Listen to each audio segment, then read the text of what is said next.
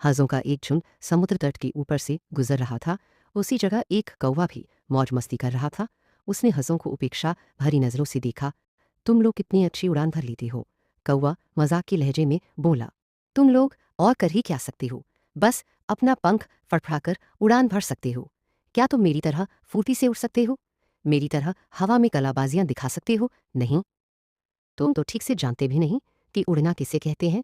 घमंडी कौवा कौवे की बात सुनकर एक वृद्ध हंस बोला, ये अच्छी बात है कि तुम ये सब कर लेते हो, लेकिन तुम्हें इस बात पर घमंड नहीं करना चाहिए। अगर तुम में से कोई भी मेरा मुकाबला कर सकत है तो सामने आए और मुझे हरा कर दिखाए। एक युवा नर हंस ने कौवे की चुनौती स्वीकार कर ली। यह तय हुआ कि प्रतियोगिता 2 चरणों में होगी। पहले चरण में कौवा अपने करतब दिखाएगा और हंस को भी वही करके दिखाना होगा, और दूसरे चरण में कौवे को हंस के करतब दोहराने होंगे। पहले चरण की शुरुआत कौवे ने की और एक से बढ़कर एक कलाबजिया दिखाने लगा। वह कभी गोल गोल चक्कर खाता तो कभी जमीन छूते हुए ऊपर उड़ जाता। वहीं हंस उसके मुकाबले कुछ खास नहीं कर पाया। कौवा अब और भी बढ़ चढ़कर बोलने लगा, मैं तो पहले ही कह रहा था कि तुम लोगों को और कुछ भी नहीं आता। ही। फिर दूसरा चरण शुरू हुआ। हंस ने उड़ान भरी और समुद्र की तरफ उड़ने लगा। कौवा भी उसके पीछे हो लिया। ये कौन सा कमाल दिखा रहे हो, भला सीधे सीधे उड़ना भी कोई चुनौती है? सच में तुम मूर्ख हो, कौवा बोला।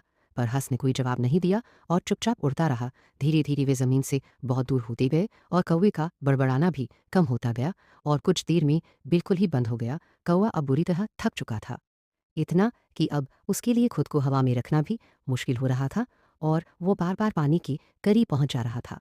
हंस कौवे की स्थिति समझ रहा था, पर उसने अनजान बनते हुए कहा, तुम बार बार पानी क्यों छू रहे हो? क्या ये भी तुम्हारा कोई कर्तव्य है? नहीं, कौवा बोला, मुझे माफ़ कर दो। मैं अब बिल्कुल थक चुका हूं और यदि तुमने मेरी मदद नहीं की तो मैं यहीं दम तोड़ दूंगा। मुझे बचा लो, मैं कभी घमंड नहीं दिखाऊंगा। हंस को कौवे पर दया आ गई। उसने सोचा कि चलो, कौवा सबक तो सीख ही चुका है, अब उसकी जान बचाना ही ठीक होगा। और वह कौवे को अपने पीठ पर बैठाकर वापस तट की और उड़ चला।